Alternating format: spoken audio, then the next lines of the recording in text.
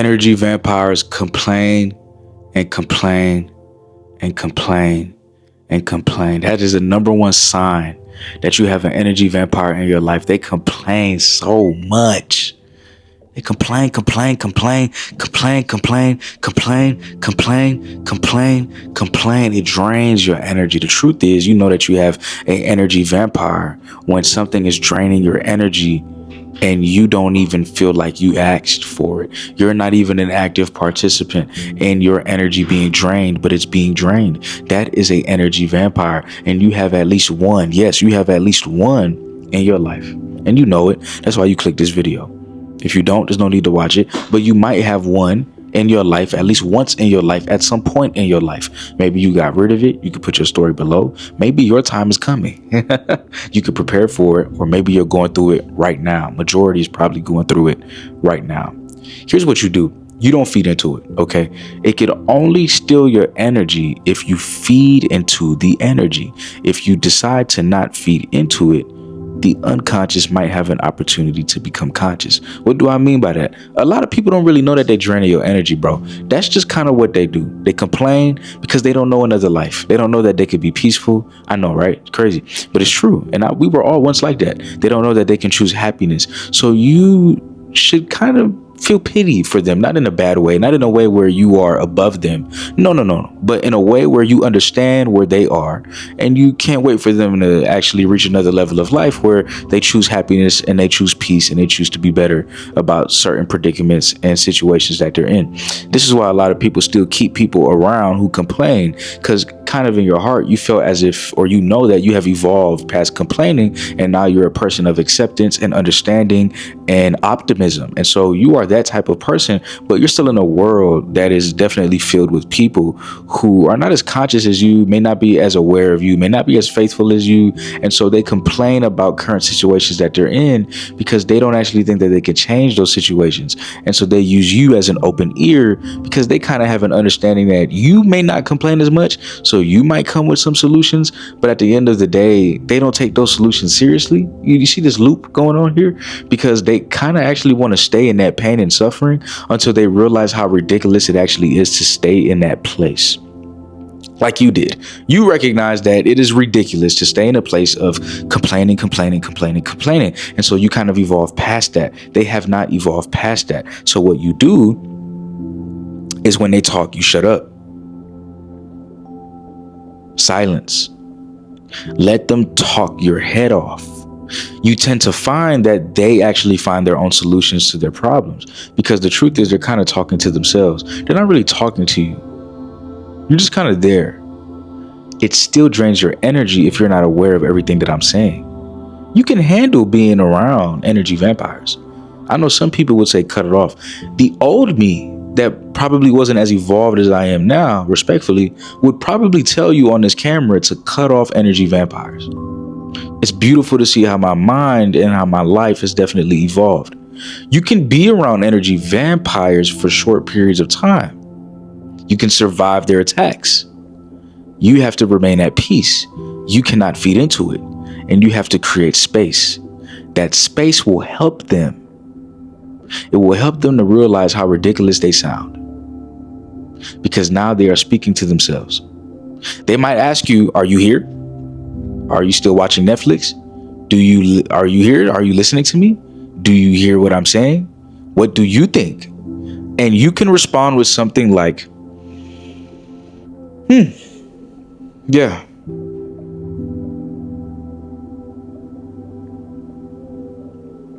They might brush you off and say, you don't care.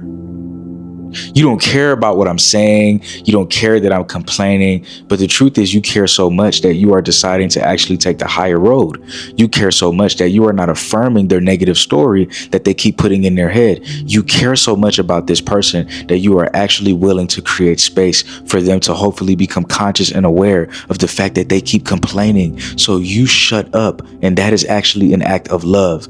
Do not affirm their story. What I used to do is when somebody complains, I'm like, damn, you're right. Oh my gosh. Wow. That happened. Oh my gosh. all you're doing is feeding into unconsciousness, which literally makes humanity worse. Okay. All you're doing is feeding into the ego. All you're doing is feeding into their madness, their anger, and their pride. The truth is, we have to accept reality. We have to use presence. We have to be in the present moment. We have to say, there's nothing that I can do about this at this moment. I'm going to think optimistically. I'm going to think positively. I'm going to control the controllables, and I'm going to continue on with my life. But when people complain, they can become energy vampires because it can do the reverse to you, and it can stop you from being aware.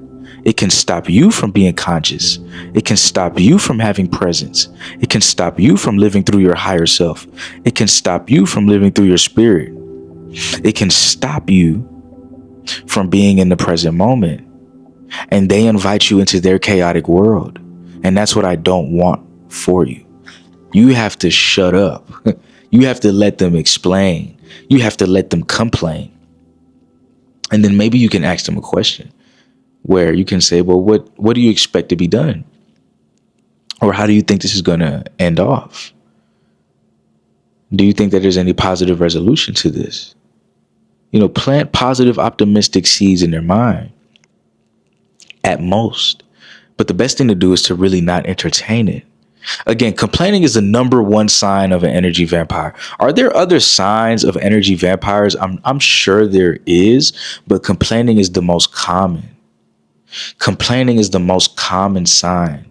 And the other things that vampire energies do may not be as obvious. It just may not be. But the most obvious signs that they are energy vampires is that they complain, and they tend to bring up their problems first without asking you how you're doing, or what is it that you want to say, or how your life is going. And so they just kind of come on the phone, or they talk to you in real life, and they always have a story.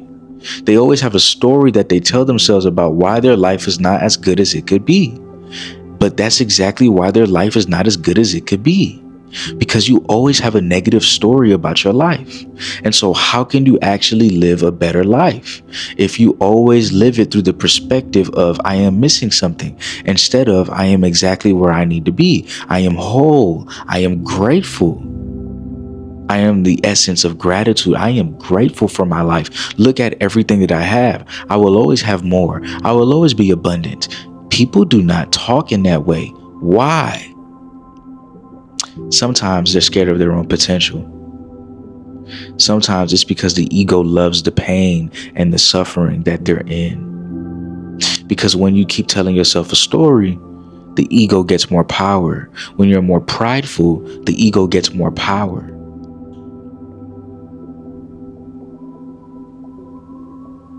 Energy vampires are living through their ego. You're not. So you see a clear difference between awareness and consciousness. You see someone who is always telling stories in their head. You see someone living in the past or living in the future. You're seeing a manifestation of anxiety right in front of your face. And you are a person of presence, of space, of peace. And that can disrupt your peace if you let it. If you fall for the stories that person tells themselves, the quote unquote hate that they have for the world or their life, how the world will never change. These are things that people tell themselves, but I'm living in an ever evolving, ever changing world. I've benefited from the changing world. I work online. This is amazing. I love my life. I love what I do. I'm not scared of AI. AI can never replace me. I'm God's child. I'm authentic. I'm too real. I'm too creative. It will only help to create the things that I have in my mind and bring it to life. It will be a servant to me because I said so. But people give up their power. AI is coming for my job. The truth is, it's kind of our fault. We keep saying it. We keep living in that world. And so billionaires are going to keep investing in that reality. Yeah, people are saying AI is coming for their job. Let me see how I can make that true so I could save money. But if people said, AI probably won't. Nah. I mean, it still might happen, but the chances of it happening, it at least lessens a little bit because the idea doesn't permeate through everybody's mind. And so the simple idea of AI being strong enough to do human tasks is permeating through intelligent people's minds, and they're creating AI systems and robots that can actually do that. But that is our fault because we keep saying it and we keep believing in it. And so that's the world that we will see, because that is the power that God has given us. If we want a better world, we can decide that right now. World leaders can come together, sign peace treaties, and say no more war. Peace treaty for the next 20 years. We don't live in a world like that. We live in a world full of ego. We live in a world full of fear. You see one intelligent thing, AI, and all of a sudden you are fearful that you won't be able to have a job. Of course it'll take your job. You asked it to. And as crazy as that sounds, whatever you think is what you reap. What you think is what you sow. And that's not me saying it. That's scripture.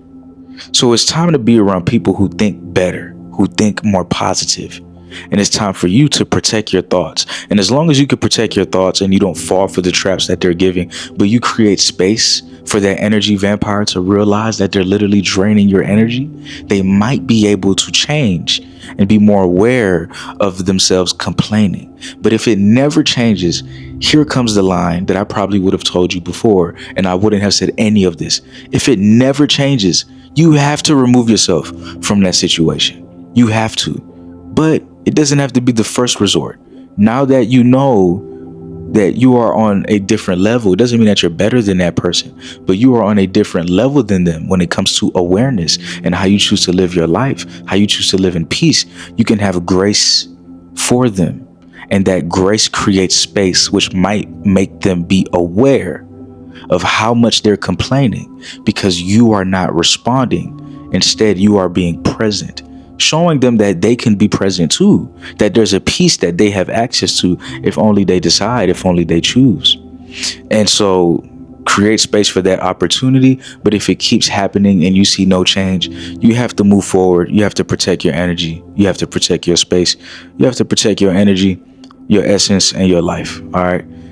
Please subscribe if any of this made sense. I appreciate you being here. I love you, and I want to see you continue evolving your spirit towards being the best that it can be. This is not a YouTube channel. This is a YouTube community, and I'm grateful that you are here. Comment the word energy. Comment the word energy if you watch the full video. Peace.